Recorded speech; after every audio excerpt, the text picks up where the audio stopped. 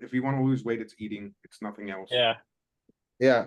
The gym and cardio help, but it's 80% It's eating. diet, isn't it? Yeah. I'm eating 80% of my time. It doesn't work. I think that's the trick. You should do the opposite.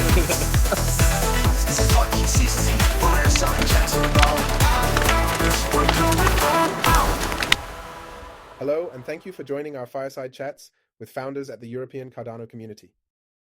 I am Marcus, one of the core team members, and if you like what we are doing, please consider supporting our individual projects. You will find the links to our guests and our projects below the video. Please give us a thumbs up, follow us by hitting the bell icon, and let's enjoy this session. Rudy, it's very nice seeing you, my man. It's been almost a Been a year while. since I saw you and was able to speak to you. It's Marcus. really nice, really nice. Marcus is the Cupid here, isn't it? He puts everyone together in one place. Exactly. Magic happens. No, I've never been at a live event, so I'm one of the I'm the well, how do you call it? The odd man out. Yeah, thank you. Nice ways to put you in your place. I would have searched for a nicer word, but yeah. You're not one of us, Marcus. You need to make some, Marcus. It was a life-changing experience for me, like the first event I ever gone to. So yeah. Hopefully we're gonna start doing some more European focused events though, because I think that's something that we're really missing. Yeah, and that's one of the things I know off topic, obviously, from this conversation, from the call that we have today, but I know that EU Cardano and Greek Odyssey DAO started working together now, and that's very, very exciting thing for me. I will be going to Greece in less than a month, and I'll be spending a couple of months over there with the community. So there's quite a few things that I'll be doing there with them, and hopefully we can organize a very big event for next summer, next year. By the beach. Yeah. Nice. That is a must. Palm trees. There has to be palm trees. Yes. That's a must. Plenty of them.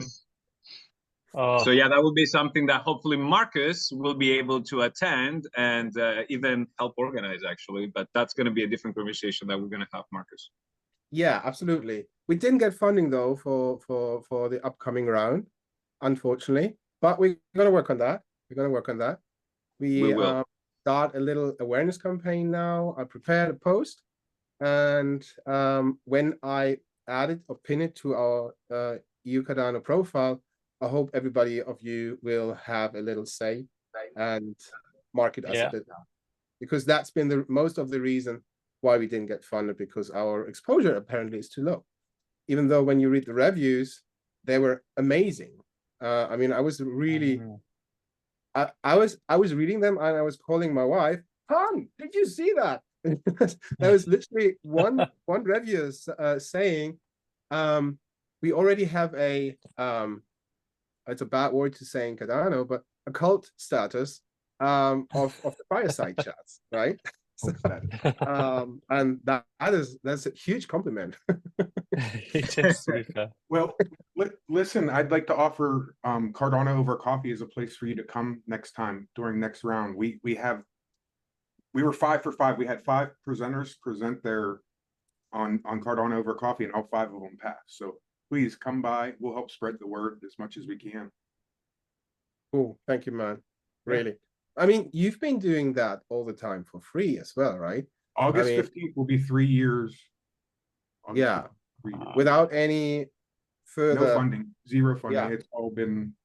We've all done it out of the goodness of our pockets. And would hearts. You consider... Would you consider... I wouldn't change it for the world, right? I could care less about funding. It's not about that for me, right? So... it's about spreading the word of Cardano and what it can do and what people are building. And that was always the objective of Cardano over coffee, was education of what's being built on Cardano. The Cardano over coffee, we do 2 guests a show, and it's like 25 minutes per guest. And then there's like a half-hour open chat on both ends, right? Cool. Yeah. Cool. So everybody who's watching this, look down there. There's a link to Cardano over coffee. Okay. If you don't click, you miss out. I mean, we've interviewed everybody from Charles to Frederick to I've talked to them all at some point, right? So love to have you guys come over when you're in the next round, or even before that. Just come over and tell us what you guys are up to. Help us. We'll spread the word. So, Did you know that Derek is with us? Where he's a member of EU Cardano oh, since 2 months or so. Is it 2 months now? yeah, yeah. So we've been always Yeah, I with think so. Pretty close. Yeah, and he used to always be at Cardano over coffee. Now I don't see him. You took him over, and now he doesn't even come anymore. How you been, buddy? Quasar. I Oh, just heard the voice. I heard Quasar's voice. Yes.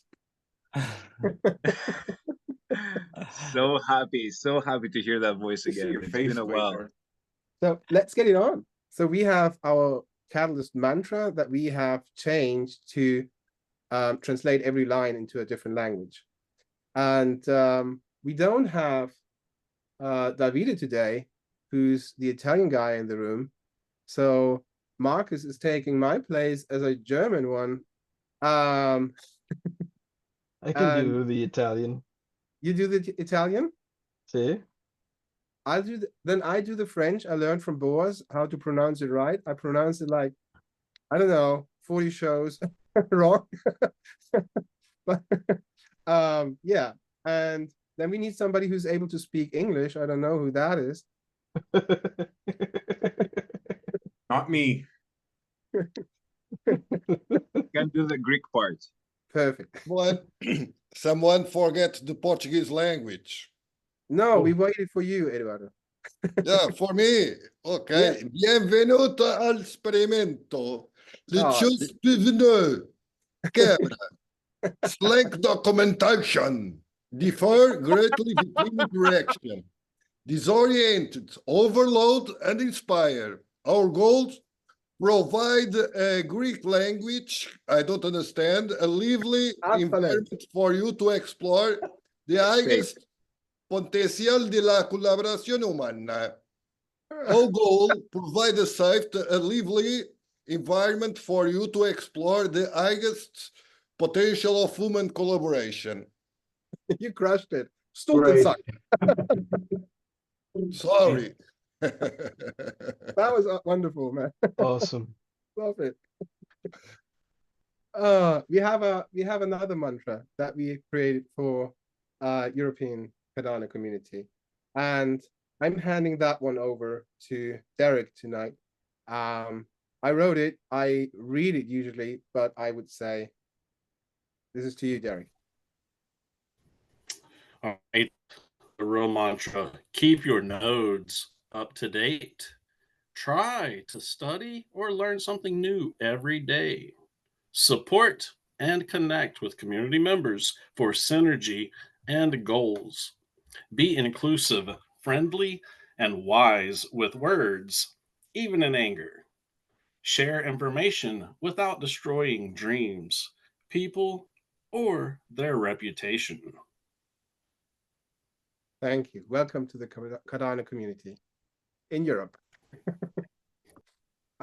So we have great guests today, but first we want to invite you to be a host at Twitter in your language that you favor. It's still being rewarded because we have some funds for it. We can share that. Just hit us up. Currently Odyssey DAO is making a great leap for us. We have also Italian spaces. We might see a French one popping up with Boaz from the African community, which is really interesting because then we finally, I mean, at least the French speaking people will understand what it means to build in Africa. He suggested Fridays at 15:30 UTC. I think in Germany or Central Europe, this could be challenging because of the weekend, but maybe in other countries and maybe even international, this could be really good.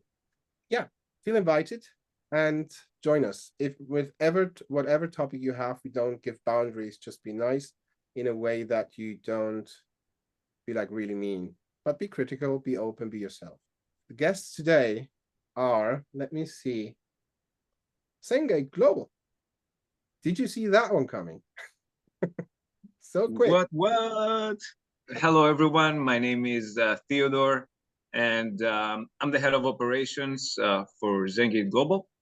And it's the company that is building the Palmyra platform and the whole ecosystem around it.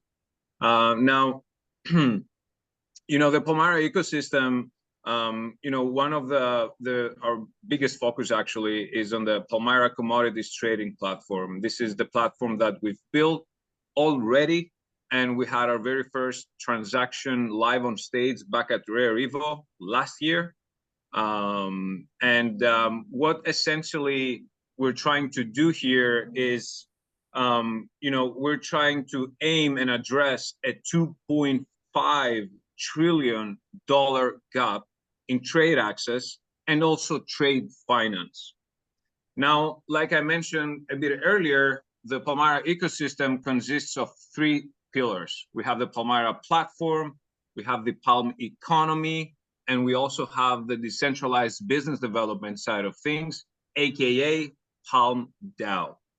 Now, I'm just gonna go and give you an overview from, you know, the Palmyra for each pillar, and you know, then obviously I will give more details around this as we go. But one of the main things that I want to mention before I give you this information around the ecosystem is that our aim, our goal is to revolutionize the vast, but yet technologically underserved commodity market, which, as I mentioned, it's around 2.5 trillion US dollars. Now, within this market, we have identified a focus segment, which is around 450 billion US dollars right now, which encompasses agricultural commodities, but also precious metals and gemstones. Now, like I mentioned, our objective here is to empower these markets with advanced technology solutions, which obviously blockchain is one of them. And what we're really trying to do here is to leapfrog into a more connected and efficient future and really leveling the playing field for everyone. Now, if I were to just jump right away into the first pillar, which is a Palmyra platform, like I mentioned, it's one of the very first physically settled tokenized commodities exchanges. Now, what we've done is we've already been in 9 regions right now, and we've already onboarded quite a few producers from those regions and quite a few different commodities for that. And the reason why we wanted to do that is because we want to ensure that, you know, functionalities such as on-chain supply chain traceability, supporting verified on-chain credentials and certifications. But like I mentioned a bit earlier, we also include financial tooling and benefits to all the users of the platform.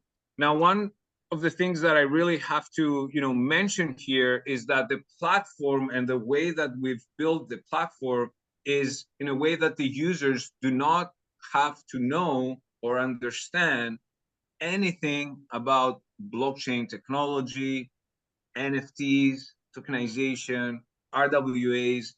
Nothing like that is included on the platform. And what I would like to do is also invite you all, since I cannot share my screen, to go on to palmyra.app and check the platform for yourself. So what essentially the platform does is it gives global access market to all of the producers around the world. It gives also the consumers, the buyers of those commodities, it gives them all the data that they need to make sure that everything is traceable from the time that this commodity got harvested or mined all the way until they get that commodity into their hands, into their storefront, into the shelf of the grocery store and whatnot. So when then users can scan the QR code that the commodity will have, and they'll be able to trace all the journey from harvest to packaging to shipping to again until they get it to their hands, and they can see that also through a GPS map as well. Now, this is the first part. This is the first pillar, which is the Palmyra platform. Like I said, it's been live, and we're in 9 different regions right now. We started with Sri Lanka, and now we're in India, Indonesia, Nepal, Myanmar, Zambia. We're getting into Kenya, Turkey, and Greece over the next few months as well, along with, I'm not going to say that, with another region that we're going to be opening fairly soon, and we will have some announcements coming. Now, again, just being wary of the time here, I'm going to move on to the second pillar, which is the Palm economy. And this is really, I'll say, I like to call it as, you know, the glue that connects all the pillars together. And what we're trying to do with the Palm economy here is that it will function as a self-sustaining cycle within the Palmyra platform, driven by the trading of those real-world assets that we have listed on the platform right now. Now, this cycle, you know, is there because we wanted to make sure that all those elements will further empower, you know, the Palmyra platform, but also the decentralized business development, the Palm DAO, and really bring everything together. There's 3 functions of the Palm token, and the very first one, which I find very exciting, is what we call the rebate fees. So right now we have real-world businesses transacting with each other with fiat, and you know, with fiat currency, selling and buying these commodities, and a percentage of those transaction fees are actually going into a pool of money, which we call Palm economy pool. And then these transaction fees are getting into, they have like 3 different funnels, if you will, that they go to. The first funnel is the rebate fees that I just mentioned, which means that people that are staking their Palm tokens onto the Palmyra platform will be getting these rebate fees from all the transactions that are happening on the platform. So we essentially will start having capital infusion getting injected from the outside world, from the real world, getting injected into the Palm economy and overall the Cardano ecosystem. So we're going to have new money coming in every month or every week, however we're going to set it up, into the economy, and the people that are staking their Palm tokens will be able to get those rebate fees. Now, I said that this Palm economy pool has 3 funnels. One is the rebate fees, which is the 80% of this pool will be going over there to the stakers that are staking their Palm tokens. So that will bring a passive income for them. As one of the things that I need to mention here is that the more transactions that are happening on the platform, the more rebate fees we're going to see for our community. Now, the second thing from these transaction fees is that we're going to have to compensate the Oracle providers that we're going to be using. And one of the examples is one of the partnerships that we announced like 3 weeks ago or so with Chainlink. So we're going to be using these Palm tokens to essentially pay for the Oracle providers.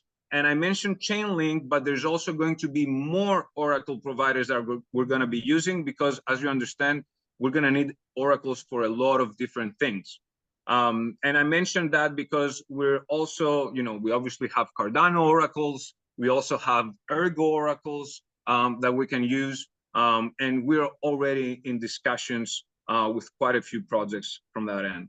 The last piece is the treasury. So from those transaction fees, same idea as Cardano and Project Catalyst works right now, is that we see some fees from the transaction fees from ADA that they go to Project Catalyst, to the treasury. In the same way, we have our own treasury, which is going to be governed by the Palm DAO, which is the 3rd pillar of the Palmyra ecosystem. And what will what that is essentially does is it gives a lot of incentives for the Palm community to actively participate and bring business onto the ecosystem while they get rewarded. So again, in a very huge nutshell, going over the Palmyra ecosystem and the overview around the pillars, we have the Palmyra platform, we have the Palm economy, which with the rebate fees that are happening from the platform, we see them getting injected onto the ecosystem. And we also have the treasury and the community that will start getting incentivized while we build the sharing economy model that we've seen from World Mobile, Minutes Network, and other projects. And we feel that we're going to have a lot of participation and activity from our community. And my hope here is to hopefully next year actually start seeing even some job creation from when the third pillar is all full online and fully up to speed. So essentially, this is the Palmyra ecosystem. I'm not sure if there's time for questions and whatnot. I would love to have some questions from you guys. It's a conversation. It's a conversation. It's not a. It's a conversation. Perfect. Yeah. Okay. Love it. So I'll pause here. I'm not sure how much more time I have. We just need to make sure that everybody is being able to speak, and we're not staying here until tomorrow. Sounds good. I'll stop. We always try to. I'll stop then. I'm not sure if we every time hit that goal, but I think the longest one was back on the first ones. We had 3 hours or so. Everybody was just exhausted after that. But we're learning. I would have two questions. And the first one is a technical one, which is from the sign up. I went to the Palmyra page and I wanted to sign up, and I have two options to sign in as a buyer or as a seller. Why is that? So that's a great question. So the Palmyra platform right now is a B2B platform, right? So what we do is we onboard farmers that have their own, obviously, business and would like to sell their goods.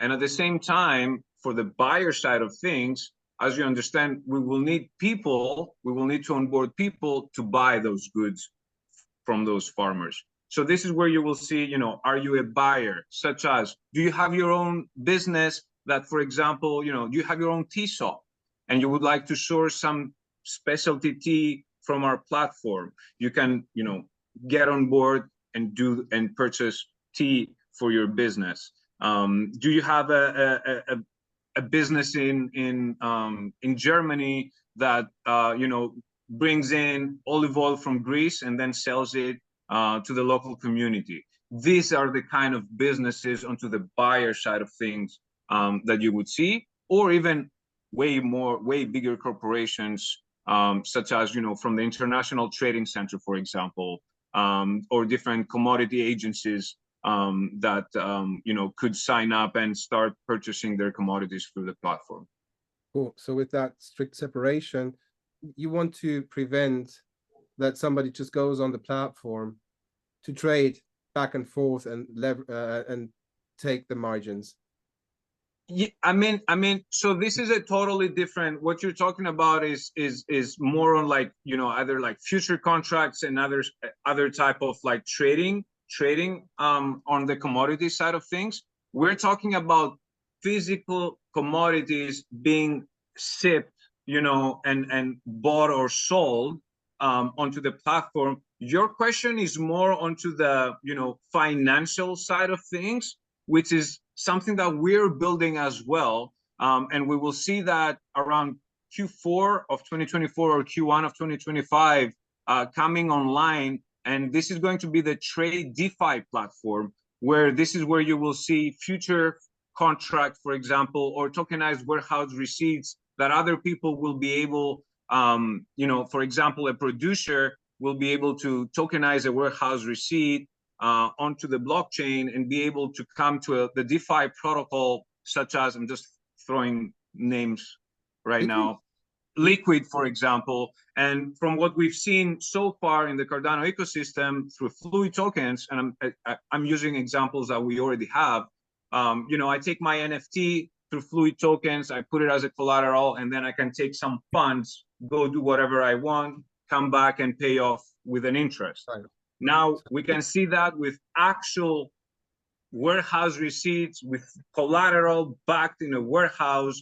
And this is where Chainlink, for example, will be coming in with a proof of reserves and IoT devices that will be able to really bring the risk management way lower, and people can actually get way better rates through this system, something that they don't have the opportunity to do now. Or even just Nice. access to it, right? Because most people don't even have that access to that financing right now. Yeah, I saw that statement from Dan with the, I hope I used the right English, after that alpha, thank you. And then I would say encourage Rodolfo to have his question. He had a really good stance that I really like, making things easier for the wider audience. Not everybody cares about a non-custodial wallet. That's the first part. And the second part is the leveling out does not necessarily work because everybody's thinking in profits, but serving the underserved. I think that's what you guys use as a proclaimer. No, what's the word? Yeah, I will say empowering opportunity inclusion on emerging markets is exactly our messaging. The only reason that I had to say that out loud is because I personally, and I know as a team, we, and sometimes when you say underserved, and especially when you're in, Southeast Asia or in Africa, it doesn't ring, it doesn't sound very well. So this is why, like, we kind of changed that approach into, empowering, bringing opportunity inclusion into emerging markets. Cool, Rodolfo. Yeah, we don't have that one because insuring the uninsured works anywhere you are. You either have insurance or you don't have insurance. There's no connotation on any other aspect, right? And that is a nice segue to my first question. I have two, if everybody will indulge me. Where do you need insurance? I will let you know. I know we'll talk at some point. Please do. But you have to do it overlays. Actually, him and I, and by the way, I'm Brian from Zengate. Nice to meet everybody. Me and Fida we're going to be setting up a meeting here pretty soon. Yeah. Nice. Yes, indeed. Well, and the other question is for your tokens, for your Palm tokens, are you incentivizing or are you commenting to the producers, etc., to acquire the tokens or to become participants themselves? The quick answer to this is no. The more advanced, if you will, detailed answer to this is that we will introduce to them the Palm token via a different way, because we all have to understand here, and I know that Rodolfo, you're aware, obviously, but because this will go for a wider audience, I'm just gonna give a little bit more context to this. Is that, like I mentioned earlier, we nowhere on the platform or when we have discussions with them, we don't mention blockchain, Cardano, ergo, tokenization, or anything like that. And same idea as with the token, we don't mention anything. But what people are aware and used to now is that, people know about the air miles, for example, or the loyalty points that you can get from, such and such platform and whatnot. So this is how we're thinking of, presenting, if you will, the producers and the buyers from around the world with a Palm token. So, at some point they're going to start getting these Palm points that then later on they'll be able to, if they want to, convert them into those Palm tokens. And this is where, you know, the educational aspect starts for them, so they can start getting educated on this kind of technology, what blockchain is, what a token is, and take them through this whole process. But that's when they want to, when they decide to go and do something like that. Nice. Hopefully that was able to answer your question. Yes, thank you so much. My pleasure. Thank you for your questions, Rodolfo, and pleasure meeting you. Same. Did you have both questions now? Yeah, that was it. Oh, that was smart. I mean, that was just like Oh, very the first consistent. one was a plug. The first one was, oh, let's talk about insurance. Why are you doing this? You know what you're doing, Rodolfo. Rudy. It's so funny because my name is Rodolfo, so in short is Rudy. So like I keep hearing and I'm like, whoa. My grandfather had the same nickname. Oh, there you go. There you Amazing. go. But like, well, what is with these insurance people? Every opportunity is like, hey, do you need insurance? Like something that is ingrained in them. I'd be isn't it? worried. I'd be worried if you didn't ask the question. If you didn't ask it, right? It's like, don't trust the I haven't insurance heard of company. Derek something yet. Derek hasn't said something in that regards yet. No, I saw him laughing. I saw at some point he was just like, yeah, my tactics. Theo, I wanted to ask a couple of questions because I'm super curious. You were talking about the QR code side of things, and I'm like, wait, is this some sort of Deliveroo for commodities? Like, is it this easy, this practical? And then another idea came into my head, which is what I care about. You're talking about the farmers. How do you source these farms? How do you onboard them? And secondly, you know, after onboarding them, are you thinking in the future to set up some sort of incentives to keep that, you know, the source of commodity going? Because I know that's very important for the future, where we're heading, you know, with everything that's happening in the world. So these are two little questions in one. Very curious. I love both of them. I even see Brian laughing over there and smiling, not laughing, because he obviously knows the answers to your questions. All the time, like, yes, we do. So super quickly, regarding the first question around, you know, how do we onboard the producers? And the most simple question is here: good old business development, picking up the phone, you know. So how do we usually do that? Is that and I'm just gonna use examples that we've already done. Is, you know, it's a classic Web2 business development. So you go into a region and you start having conversations with regulatory bodies, with the associations, you know, the farmer association. And just to give an example, when we went to Sri Lanka, for example, the very first conversations that we had was with a tea board, the Sri Lankan tea board, which is the regulatory body for the tea commodity. So anything that has to do with tea, either from, you know, regulation or that has to do with the producers, that was the body that we went and talked to and actually signed an MOU with.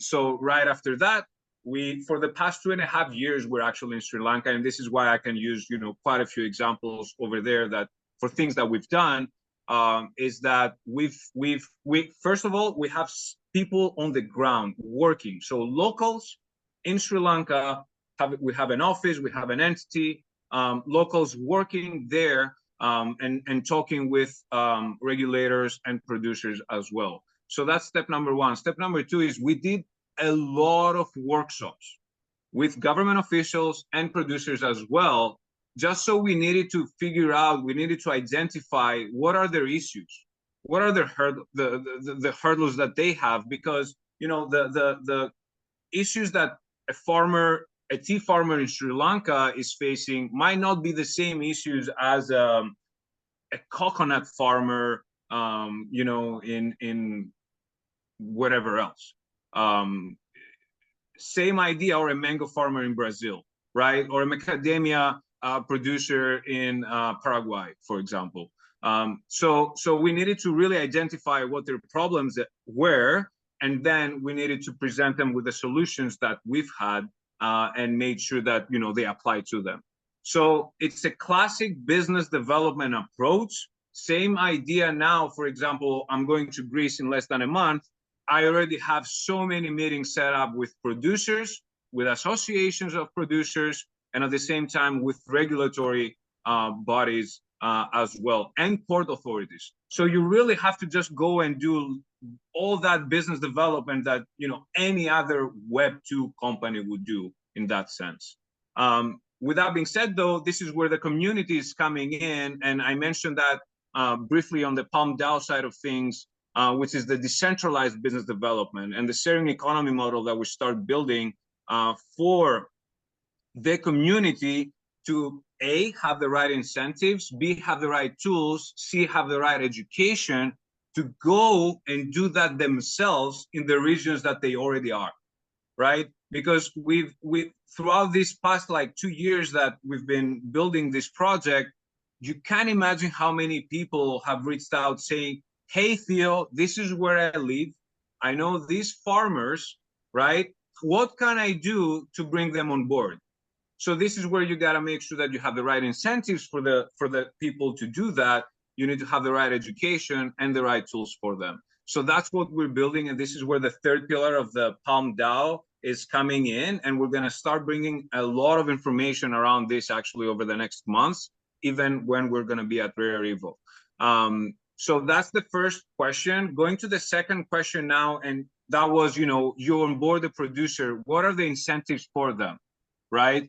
Except the incentives regarding the solutions that they'll be getting, such as, cheaper shipping rates, for example, global to a bigger, user base, global user base, if you will, and whatnot. But at the same time, there's going to be incentives for every producer or every buyer that gets onboarded into the platform so they can onboard more people themselves. So I discussed about the incentives that we're building for the community and the sharing economy model that we're building for the crypto community that we have.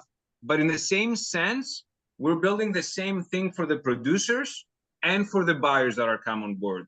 So they have incentives to bring more businesses, either their friend producers or their existing clientele that they already have from their Web2, for everything that they've been doing up until now, to actually bring those customers, these users, onto the Palmyra platform and start getting their orders through Palmyra instead of doing it through their website, for example.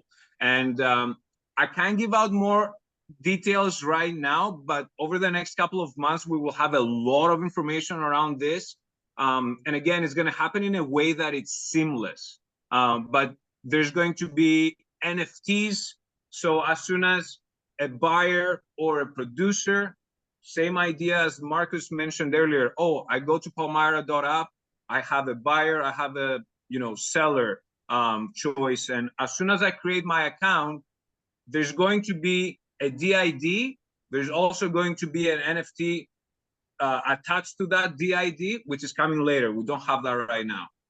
But I'm saying this so you can understand how seamlessly things are going to be happening, and them not even knowing that they have this kind of things in their possession, unless they want to find out about them, get educated, and really get into the Web3 space. Just a quick one in between. For those who haven't known or heard of it, DID is Decentralized Identifier. I would then go on with Rodolfo in a second, but because otherwise we really skip the nighttime. Whole thing. But before that, I would introduce my question, and maybe you can answer that with your presentation. It goes to both of you guys, and maybe even to Rudy from Lace. And of course, Rodolfo, you still have your question to ask, right? Because you had your hands lifted. I don't know if everything was fine now. I wrote it in the chat. Okay, cool. What do you guys say to the words that conspiracy channels like, for example, Coin Bureau, say about tokenizing everything is the world to 1984?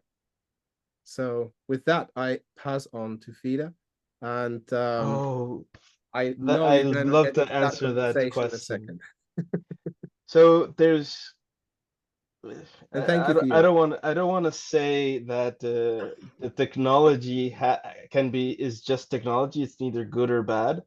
That's not entirely true. Because the technology you have changes how you see the world around you. Like if you go into a forest with a camera, it's very different if you're going to a forest with an axe or with a gun, right? The things your perception changes. So it does affect, but the problem with tokenizing real world assets only comes in when the chain is centralized or when you're losing some control, because it becomes dystopian when you've lost ownership, right? In book.io, you have your book, right? It's your book. The world basically can die or can burn around you. You go somewhere and here is your book. No one can take it from you. But in the scenarios that let's say, let's call them Coin Bureau starts to talk about, the chain, the root of truth is corruptible because the root of truth is in your government. So that's where it starts to get tricky. Thank you. I don't know if anybody wants to add to that, or I'll add to that. I don't get involved in conspiracy theories because I feel like, it's complicated and I can't speak on behalf of Cardano, but if you can get a lot of tokens in Lace, that's what I care about. If you have to tokenize I don't know, everything that you see from the moment that you leave the house and you go to, I don't know, to buy a coffee, as long as you have them in Lace, I'm happy with. If you want to have the discussion, tokenize it, because I feel like if you sit in a position where you get too political about it or you try to overthink the speed, the pace, it's just like talking about AI. I look at tokenization as, a trend, like I mentioned when Rodolfo was talking about, like, you lose control. It's a trade-off. If millions and millions of people see tokenization as of real world assets, especially as a natural organic movement that we're going to just have to accept, then we have to accept trade-offs that comes with it. That's how I see it. But as long as you have them in Lace and we're prepared with a robust infrastructure for the best visualization and the security of your tokens, that's what I care about. You mean it's like a train, entering a train that is faster than 29 kilometers per hour? Yeah. If I can also give like my 30-second view onto this, just because we're in the RWA space, but it's quite important to mention that when we started building our solutions, RWA wasn't even a thing back then. And it's quite interesting to see the evolution of it, if you will, because now everyone is talking about tokenizing everything. But what I will say here is that when we talk about RWAs, it's a big spectrum, and it has to be categorized in, like, I guess, subcategorized into more different categories, because Larry King and Coin Bureau and all those people, when they talk about tokenizing, they're talking, oh, I'll tokenize bonds, I'll tokenize stocks. Okay, sure. Is that really something that we need right now? I don't think so. So as long as a tokenization solution brings a solution and has impact to people around the world that didn't have these opportunities before, I think that's where we can focus on, right? When we talk about, oh, let's tokenize bonds, and for some reason that is going to change the world, I can't really love it. I mean, probably, it's a solution, but is that something that we need right now today? I don't really think so. That's my view there. I couldn't agree more. And that's a perfect segue into what we're tokenizing, which is Eduardo had another stance. Well, I'll finish the thought. Insurance contracts. You tokenize them, you democratize them, and then you're gonna get individual investors with the same degree of privilege that you would a larger, much larger institution like yeah, the Munich Rays and Swiss Rays of the world. Nice. Okay. That's an easy concept, but like it sounds easy, but really cool.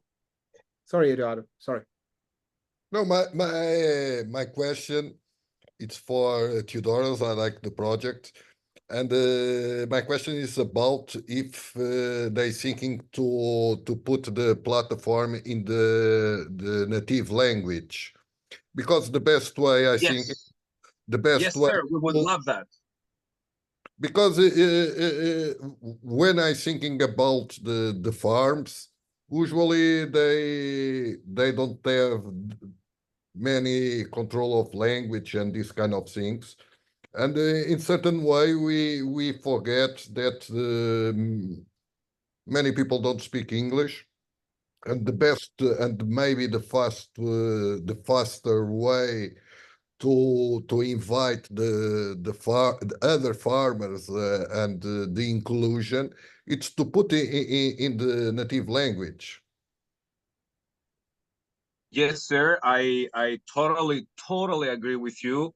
And just to answer the question, we're working on translating it into Japanese, Greek, Chinese, and Spanish and Portuguese as well.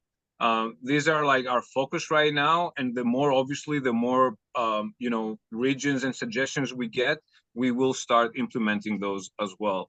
And great question. You're absolutely right. Not just the website and the platform, but all of our material are actually like the pitch deck, the light paper, like everything we're working on actually translating and making sure that it's available for everyone to read and understand. So yes, sir, great question. And thank you so much for bringing it up. Yeah. The another question, it's about you talking incentives. It's like in the same way that I saw in these wallets that if you invite a friend, I give you $25, or in this case, I give you 100 tokens. Which or one something is that? like that. Which one is that? Which one? One of the wallets. Yeah, I want to know the one. For example, Not lazy. the crypto.com. All the time, if you invite a friend and I give you a code, I send you 25 euros.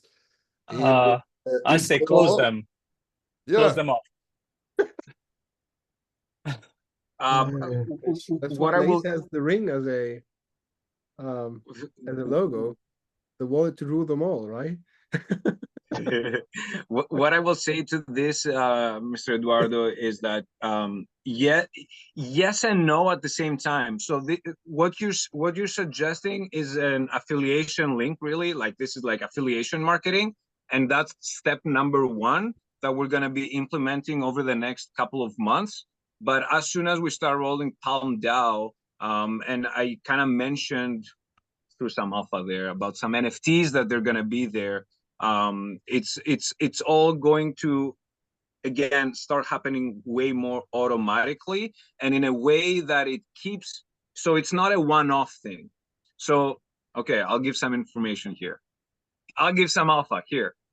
So as soon as a producer or a buyer will create an account with when the DIDs and the NFTs are going to be out, which is going to be, just to be super honest here, around Q1 of 2025.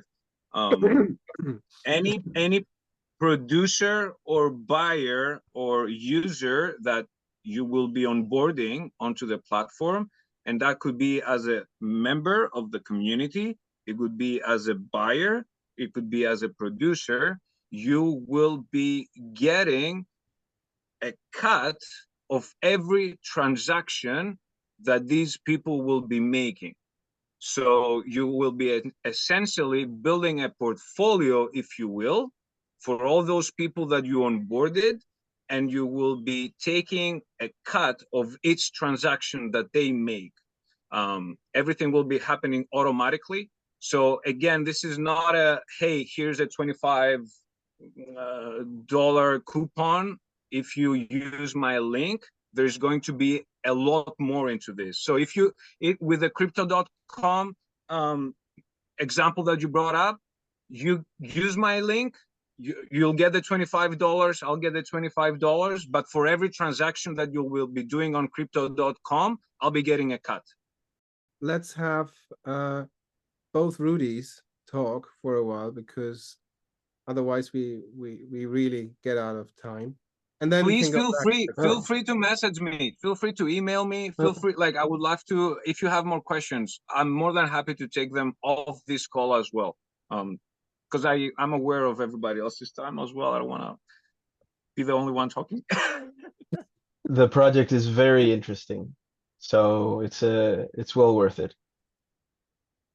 I think that's the cool thing. If it revolves around one project, then you can have all the connections, and that's I think next time we will enforce. Yeah, when was the last time I asked if it about insurance? If they had insurance.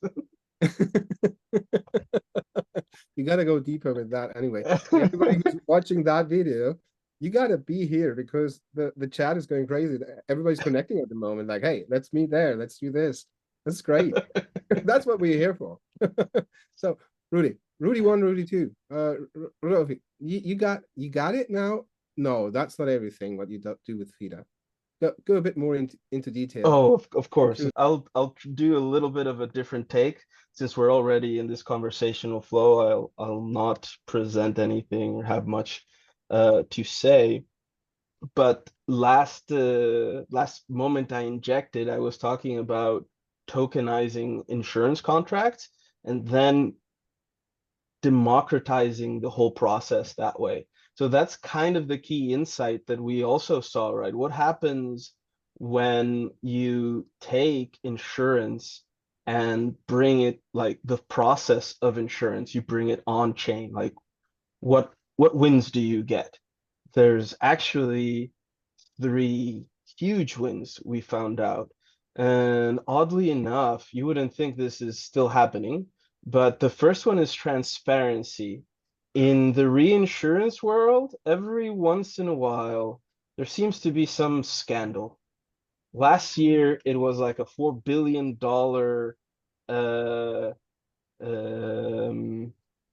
how do you say that?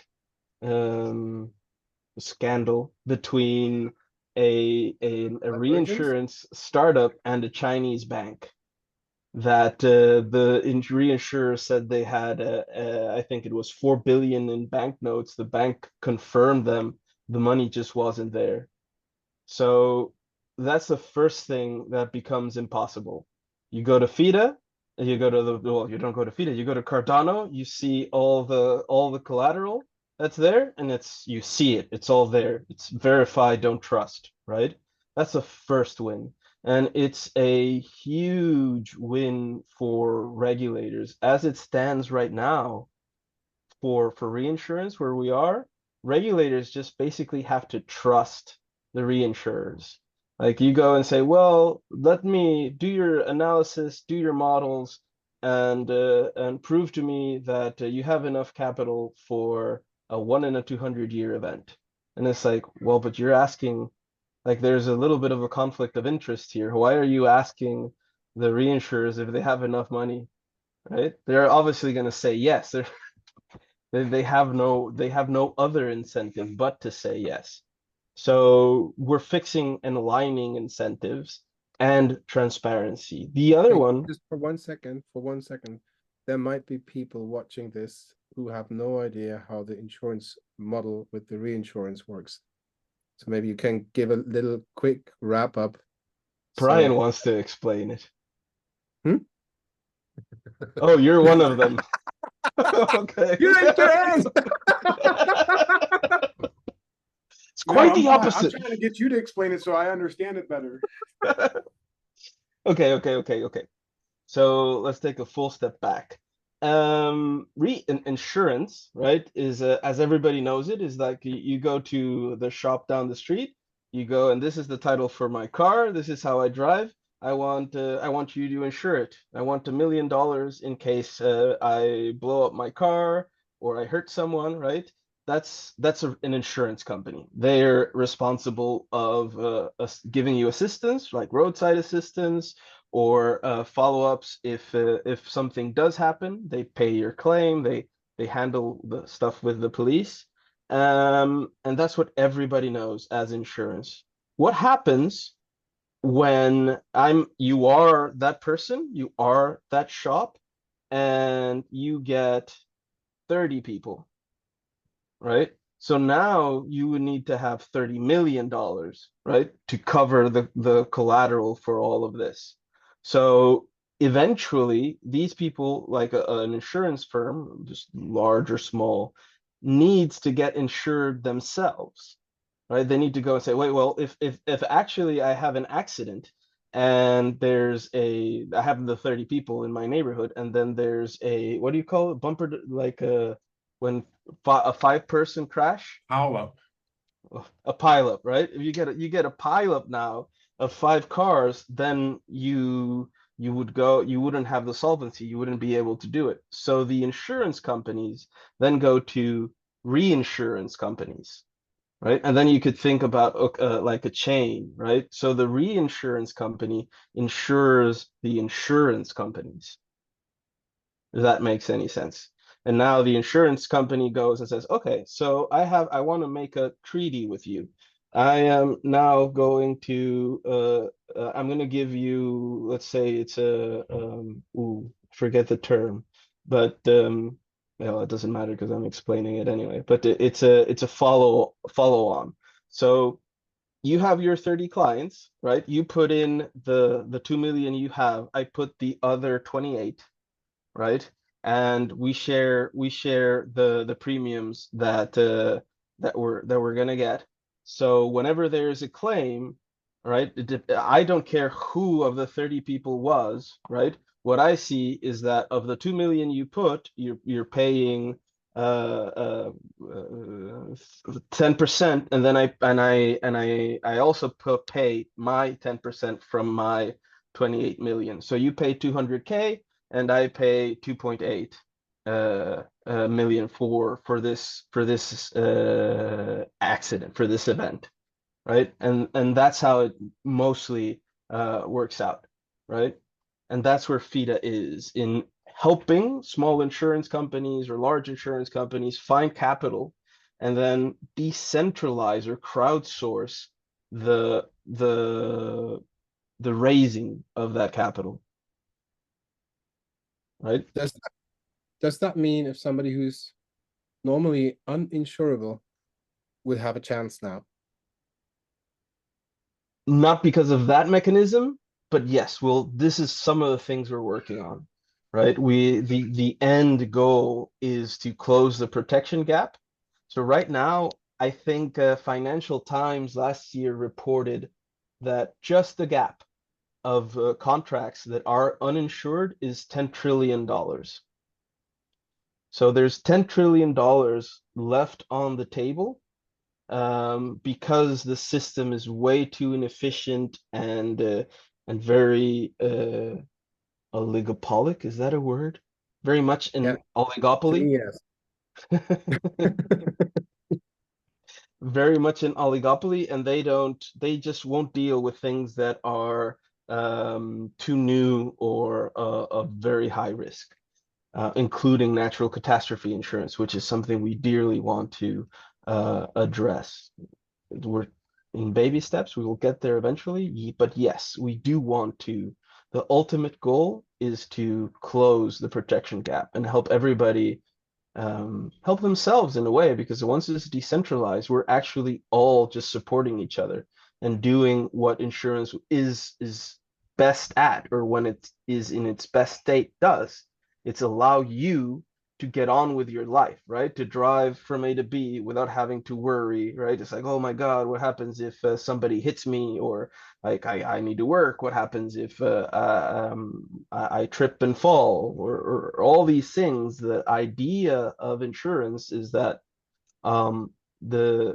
these odd risks, right? These tail risks, you offshoot and then somebody else has to worry about them. So you become more productive. And how far along in the process are you already?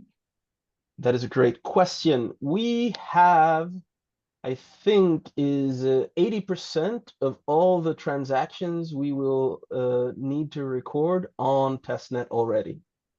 So the protocol is fully written, and we are just writing things down. We're gonna go and do an audit, and then it's the web app around it. So we're still a little bit early, but advancing slowly. Can the community help you? Well, that's a great question.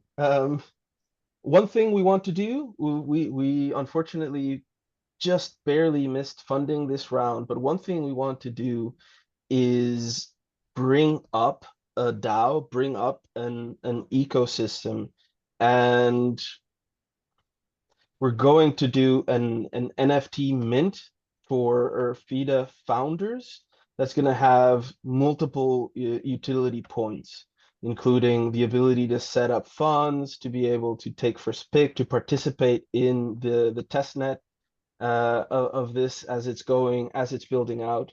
So yes, that would be very much a pro and a very helpful thing for the community to get involved there. I personally like the founder NFT model a lot. We're thinking about that for us as well. So yeah, good luck with that. Keep me in the loop. Will do. Definitely interested in this. I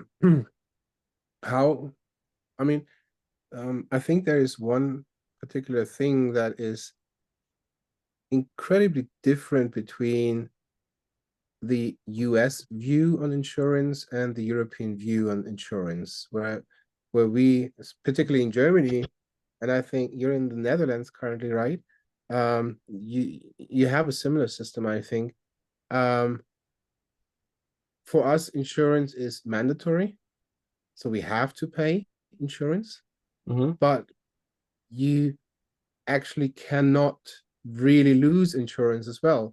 So in the worst case, you'll be on a basic level, and you'll be always insured. The only thing that would happen is that you don't get cosmetic treatments that you would need in order to appear on a certain level. But let's say when you're in the US or maybe even in South America, I'm not sure about that. If you're not insured, you're not insured, right? You're in deep boo-boo if something happens, right? So that's why we Europeans, we don't understand why the US citizens abide from Obamacare, because to us it's a natural thing. Do this and you'll be fine. But the US citizens are more like, what, you want to take away from my money to spend it for other people? Why the hell? What are you talking about? Is that what I'm getting right?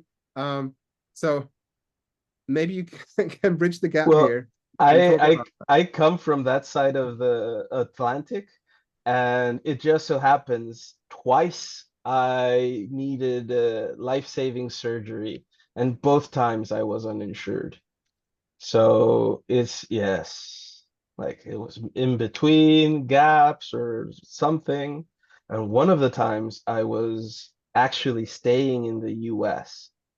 So all of a sudden I have my which eye? This eye? Yeah, whatever. My right eye swells almost shut. And I go to the doctor and I say, well, doctor, look, my eye is fully swollen shut. I happen to have a ceramic plate because of an accident. What should I do? And the doctor doesn't ever see me. I get some tests and eventually get told to get an addictive pain medication. But I tell the doctor or whatever, but I have no pain. Why am I gonna, like, I'm not gonna drink this. I have no pain. It's just swollen shut. I don't understand why. Anything. You're not insured. I don't see anything. You're looking great. Well, anyways, long story short, all that ordeal with like offering me pain medication when I had no need for it costs more than the surgery back home in Dominican Republic. Oh, Just the 5 minute consultation that I didn't get to see the actual doctor, and he said, "Go back home. They'll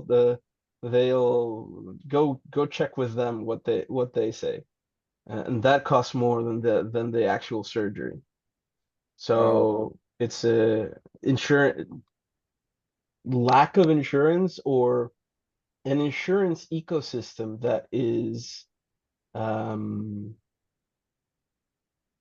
not well set up, can be very complicated, can be very bad. Like you were saying, like why would they be sabotaging Obamacare, right? yeah. Anyways, that's a Oh, thank you. Thank you. Thank you. Really. I'd say like a system that is badly set up or has been living off this legacy, right? Traditions. I noticed that in the UK as well, especially with car insurance. And Rodolfo, I worked in the financial district as an adjudicator 7 years ago before I found my passion here in crypto. And it was intoxicating. The practices of the insurance companies, of lenders and so on, living off this kind of system that they've been stuck on to make money, make profits for so many years. Yep. So it's hard to break that off, I totally get it. And thanks for sharing such a compelling stories of how you should get insurance. That what you're saying, you could also see it as friction, and it is depending on the vertical, right, and the situation, from 35 to 65%. So the end investor only sees 35 cents to a dollar, right? The rest is just lost in this gluttonous system, and that gets like that gets lost is charged on the client at the end, right? Because somebody pays for it. And that's the other thing that we help eliminate, because paying out a claim on Cardano is literally what is it, 40.40 ADA, right? That is insignificant in terms of what it costs to actually move the money when a claim happens, as opposed to all the paperwork and all the like the bank movements, etc. All that goes away. And we eventually decided to do like, we have an idea, we haven't decided, we're thinking of an idea to have a coin in a very similar vein to what the Palm DAO is, where when a small insurance company onboards, they have to onboard by participating, by entering in the Fida ecosystem, and that means they get their own set of coins, right, whatever it is that we pull, and they become part of the DAO, right? And everyone who wants to can also then become part of the DAO, where we're sharing a fraction of the fees, and we push to keep things decentralized, because our end goal is to have decentralized insurance. With covering multiple needs, correct? So it would be also B2B insurance, which is quite important for the topic that I'm burning for. So Midwifery needs that too. And my question in that regard is, because it helps me to understand, it's one of the milestones that we have to reach, but it's very far in the future. And if you tackle that first, and we can connect on that level, and then we can be faster.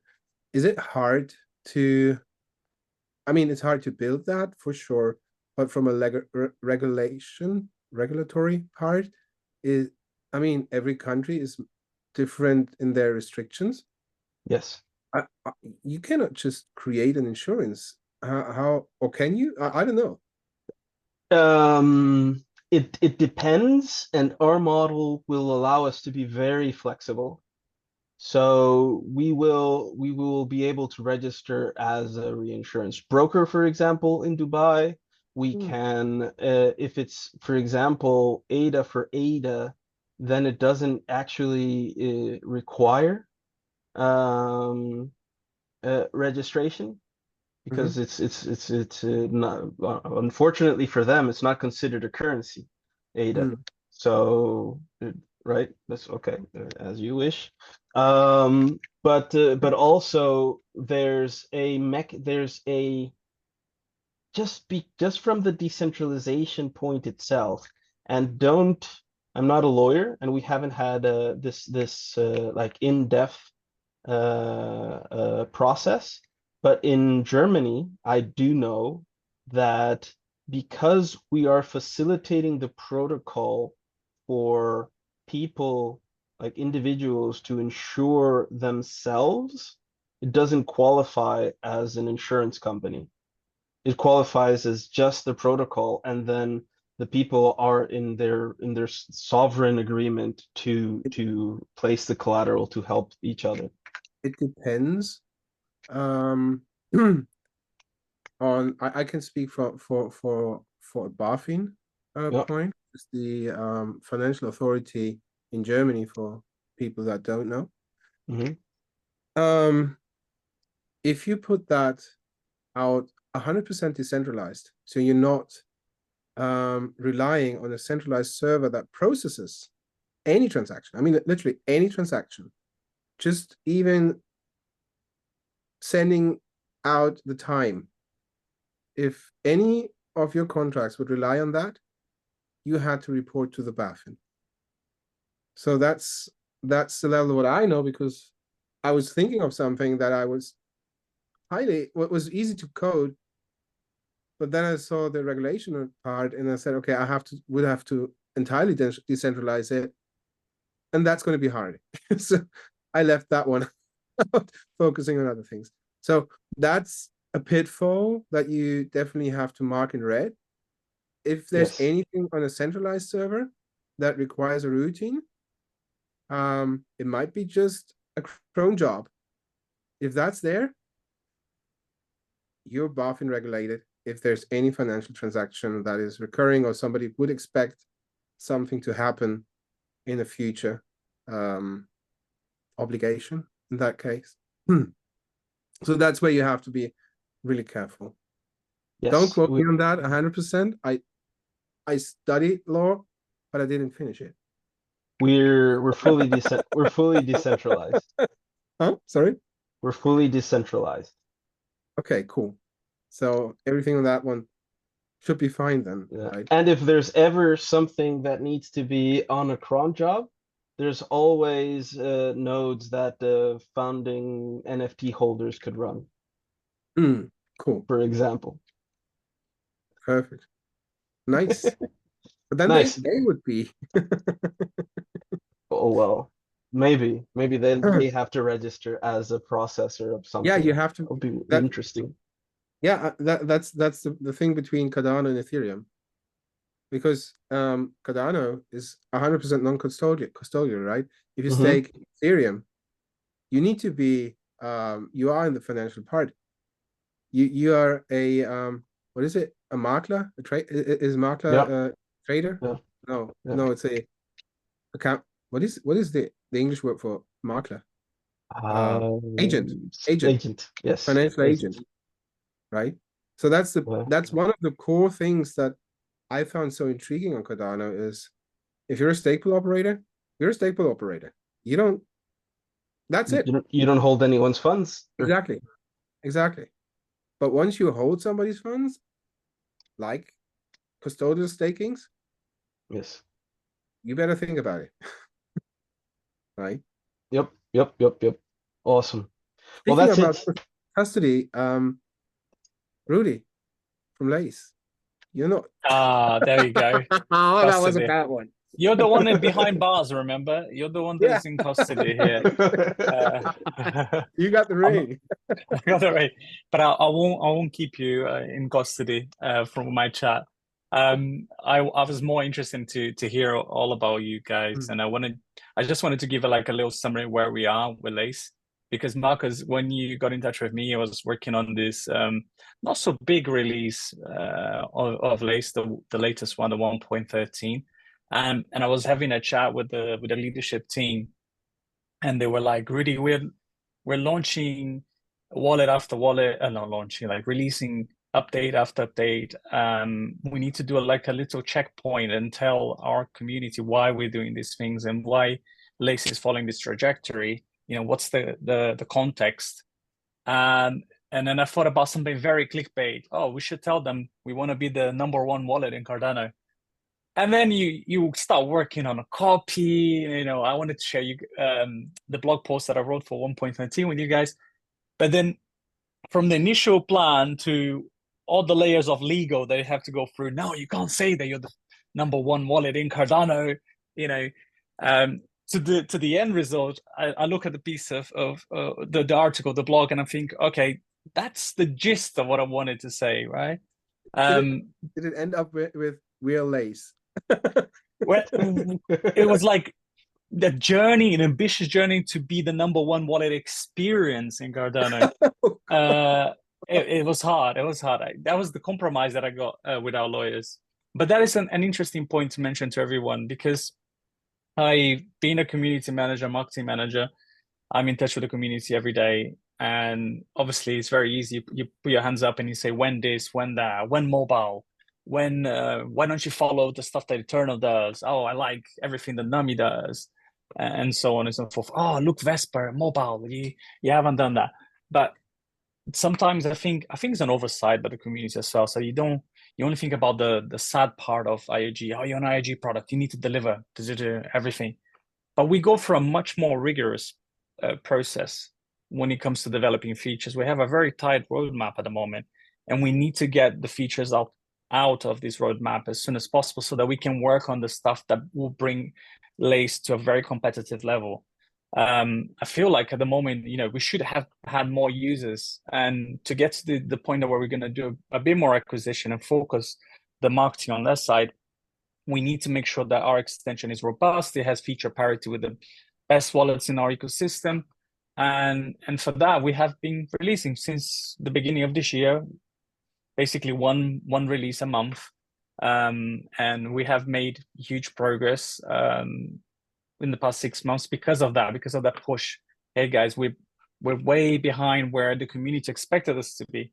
And I feel like that was the first impression with Lace, right? You downloaded Lace last year and you're like, okay. And then in 5 minutes or less, Brian would say 5 seconds, you're out of it and you just go back to your favorite wallet. So I feel like we missed an opportunity. And now the team is trying really hard to regain the momentum that we had before the mainnet launch, when Charles used to talk about so much about Lace and what we'll bring. So if you look at it, what we wanted to share with 1.13 wasn't the features, the little bug fixes that we had with the release. It was just to say we want to be the #1 wallet in Cardano, and we are getting, with every release, you know, it's a deliberate step. Every release, deliberate step towards this vision that we have for a more ecosystem integrated, a more secure, and a more user-centric experience for wallet holders. I think that's sorry to interrupt you, but I think that's the flaws of the crypto community. Everything has to be done now. Yes. Right? You don't even write when with an H. Yes. So, and what people tend to forget is the more eyes are on you. And yes. Especially in a field that is seeking regulation and trying to avoid punishment for just being there, a big player has to be even more careful. Super careful. But if you compare, for example, oh, now I'm making one of these things again. I'm bringing up an example that's totally not working. But you compare an Apple today or Microsoft today with the same company 20 years ago, the leaps they taking are, this is a huge difference now. I mean, within the company, Huge. the technological progress that is immense, but it doesn't stand out that anymore as it did 20 years ago.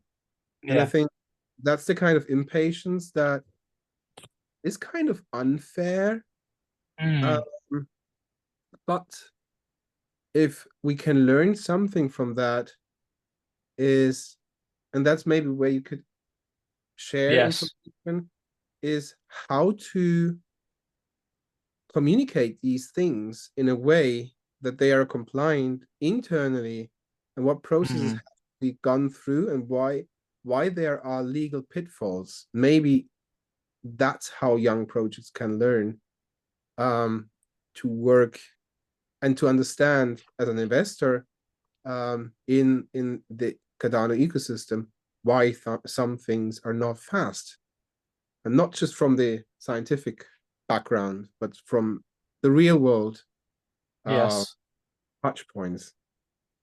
Oh, that's true. I feel like 2024 will be the year for that. I think we're working towards consolidating our product portfolio.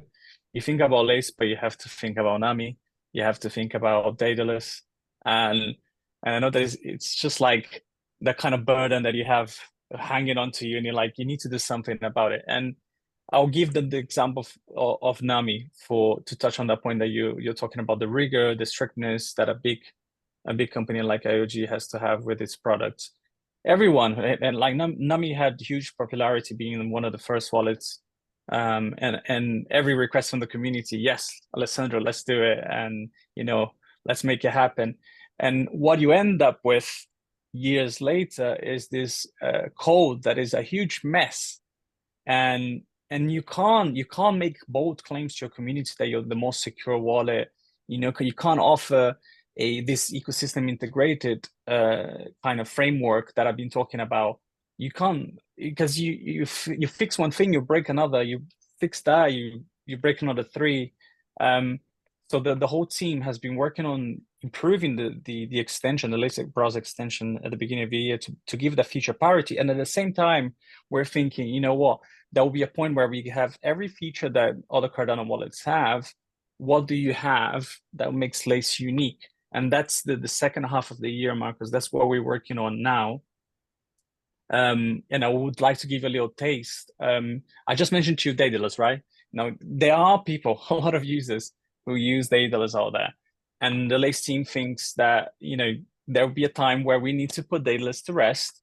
And the best way to offer that is to consolidate those features within Lace and offer the Lace user a full node experience, right? So that is something that is coming. I'm really excited to work on that. Aside from the Daedalus sort of like migration, we have the usual features. We have developed multi-wallet, multi-account, which is something that every other wallet had. But it took a big step for us to do it the right way, and in introducing our code, which is open source, is for everyone to see since the beginning of last year. And we have introduced our own ramp very recently as well, via a third party called Banksa. Some people may have heard of Banksa. So we have offered that, which goes back to the first bit of mission of onboarding everyone. Your grandma can now get ADA directly from the wallet. No need to go to an exchange. So those little bits are kind of essential bits that we've been trying to tackle. And now the second part of the year, we want to work on the differentiators. Shared wallets is something that we've been exploring and working and building. Who don't know of shared wallets, it's the concept of having a multi-signature wallet.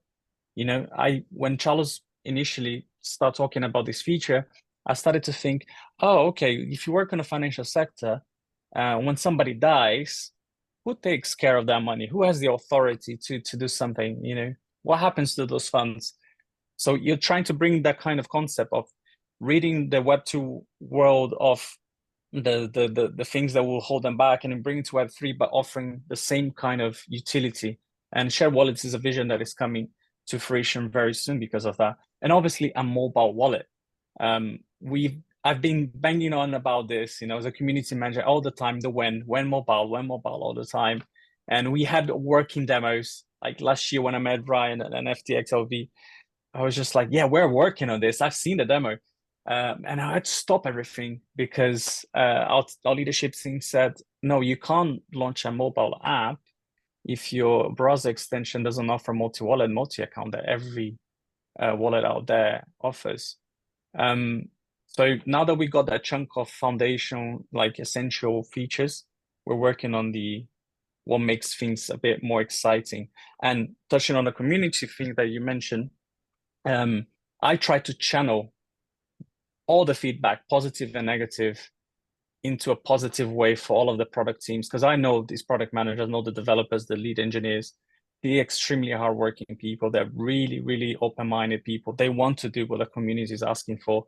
But again, you have to follow the thorough process that, we have to do things in a very, peer-reviewed and by millions of people.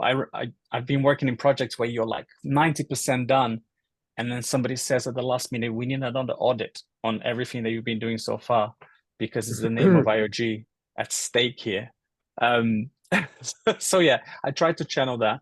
But I can tell you this, yeah, since the beginning of this year, we have our Discord, which is growing day by day, and we have like a suggestions forum with feature requests and suggestions for users to create.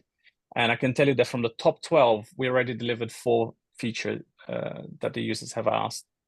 And that for me, I have worked with communities for such a long time in different products, apps. That is actually remarkable, and people are not paying attention to how much pace we've had put on Lace since the beginning of this year. And there will be more exciting things, especially in Rare Evo. I'm going to do a tale here. I can't tell you more, but just wait a little bit longer and then you see. You do your tale. Let's move on. Do the tale now. Do the tale now. Don't poke me, because I might say things that will cost me my job. But yes, it's all part of a big context. Midnight is around the corner. Like Lace will be the first one to be ready with that. And I think the teams have finally started working together a little while ago. So now it will be a timing, like after August, which tends to be a bit quieter, like you said, Marcus, after the summer, we're going to see a lot of things kind of ramping up and getting launched and released. So we're Cardano through and through, and we are IOG through and through. So we will have access to the latest technology before any other wallet out there. And yes, the other wallets, I know community managers and other team members of different wallets, and they can get things out of the shelf very quickly. And I envy that sometimes, but I know that to fulfill the end goal, you got to work your steps properly. Wonderful. As a community manager, yes, how do you engage community? Because what we see often when we join a new Discord, then there's this kind of good morning culture, right? Yes. Like get into this one channel and you have like a million good mornings. That's cliche. You don't have that at a Lace server. We don't do that. You do that? No, we don't do that. We don't do that. Exactly. If you say good morning to me, I'm gonna reply because I'm well raised, so I'm polite. I'm gonna say good morning back. It took me 1 year to understand the good morning culture, to be honest. Before I Googled it, I was like, why does everybody do that? Is it the opposite of when? Yes. Okay. Thanks, Brian. So, but how do you engage in a proper way? Because what we see, for example, at EU Cardano, we have great community members, but they're often somewhere else. And I understand that. I totally get that, right? Coming for a reason, coming for a fireside chat, just preparing in advance, or coming for Catalyst or so. What is your way to engage community in the right way if you don't have the project incentives, as for example, Zengate has, or Fida might have, where you engage and you have direct incentive, buy tokens, receiving more alpha or whatever. How do you engage in there? I mean, that's I'm very passionate about communities, so I see this in a very romantic way. couple of us, you know, Latinos here would understand is actually quite better. But I see as a relationship, like an individual relationship, Marcus. You can't please that person 100%, but you need to make an effort to get to know what makes them tick, what makes them happy. If you care about them, and if you care about giving something to them that will make them fulfilled. And I know it's a very romantic and empiric way of seeing that, but that's how I see it. I took a long time, you know, it was my first community in crypto when I arrived at Lace, and I was just, why is these people don't want to play games with me on Discord? Why is this so hard to, you know, to get some emoji reactions, you know, like and I realized that you have to add a little bit of spice. You know, sometimes you have to, you know, be a little bit neutral, leaning towards the war against your CEO. You should be like, you know, you shouldn't say anything against it. So you have to get to know people. I like to get to know people, and with communities online, offline is the same approach. You had to realize what makes them tick, and then be a good listener. That's the first thing that I think. Yeah, rant at me. Don't like about Lace. You don't like the fact that he doesn't have this. That is slow at some point. By the way, it's not slow. It's really fast. Performance is great with 1.13. But whatever you have to say, even if it's negative, there's always a positive way of challenging that feedback. And I always think, if I come to a wallet Discord or a project like Fida, I want to feel that I'm heard. I want to feel, you know, treat me the same way that I'd like to be treated, kind of thing. And build a relationship by being a good listener. That's how I engage. Thank you. Thank you. On that note, Marcus, very quickly, it took a year for one of my big super users, Lace super users, to actually come to me and say, you know what, the way you've done this is actually right. You know, it was like 2 weeks ago that he told me that. And I was like, wow, it was so hard to connect with this human being. He's so intelligent, and like, he works in IT. He has been a super user for Eternal, for different projects. And he actually said, you know what, the way you did it is actually the right way. Not intrusive, not making propaganda, listening to everyone, giving everyone the space to shout, giving space for the wins, for the GMs, for everything. And, you know, and not necessarily saying, I'm not going to talk to you because you're talking rubbish about IOG, you know. So it took a year for him to say that to me. And I'm right now, sky is the limit. This warms my heart that you're quoting me. It was me. It was not me. It was you, was it? Fine, just jump in. Just jump in. No need to raise your hand. So I just, real simple. When you come on over coffee. Yeah, you know what, Brian? You won't believe this, but I plan to come on Cardano over coffee like at least 10 to 15 times. It's always legal. I've heard that before somewhere. No. I even, like, different people came to work for Lace. Like, I had different GMs. I had a different head of product. Right now, we have a very solid team since the end of last year, and it takes time to get to know people. You know, I'm just you get a big boss. No, but it's true. I can. This is actually. I can confirm that. We have the same issue with Atala. It was a nightmare getting them on. Like, the team wanted, but they couldn't. They could not. I mean, I don't want to be in your position. You have all the knowledge, right? And you just can't get out. It's like, people, the community. You can't go out. Sorry, man. Even this, Marcus, nobody knows that my boss doesn't know that I'm here. No one knows. Let's hope it stays that way. I'm calling. We're just friends. I'm calling. I should actually remove my Zoom background and put maybe the Eternal wallet or your Roy or something. Yeah, that would be a way. Feel always invited. Really, I loved that round today. That was amazing today. Seriously, it was amazing. I'm totally happy that the space went today. The way how it went a bit longer than I thought it should be. But it was totally worth it. We learned so much. And it was a blast. It was a blast. Thank you, everybody. And come back and consider. Hey, oh Brian, how do we apply? Like anybody who has interest. Anybody that wants to go on Cardano over coffee, because we're open to anybody, right? We don't reject nobody. So how does it just work? Be prepared to answer questions, right? But all you got to do is go to COC_space. Click on the link tree, and it's an automatic scheduler. You just go in there, you schedule. All our open slots will be there. You schedule when you're there, fill in the information that we ask you for, and it's scheduled. Okay, cool. And then it's like a 25 minutes. Yeah, about 25-minute conversation, and it's our host will ask you questions about everything that you have going on. We do a little bit of research beforehand to make sure that we know everything that's going on, and it's just an open conversation from there. Cool. And it's a friendly version, right? Like yeah, here. Absolutely. I've only ever thrown like 4 or 5 people out, and that's because they were scammers, truthfully. So. Yeah.